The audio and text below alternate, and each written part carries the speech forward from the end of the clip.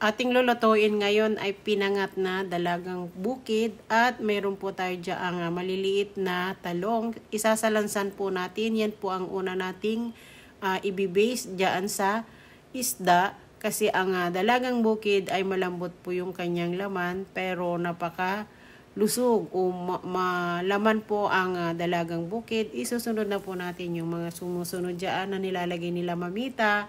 Yung ating sibuyas, bawang, luya, siling pula, siling haba na panigang, at yung ating paminta, yung ating nor shrimp broth cubes, at yung ating suka na silver swan, dato puti, yung ating patis. Yan, ibuhos lang po natin ng ibuhos. Lahat po dyan, incorporate na po sila.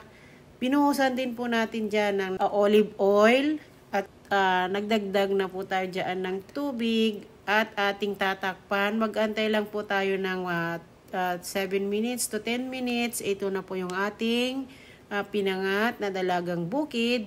At nakayam-yam-yam-yam na po yan.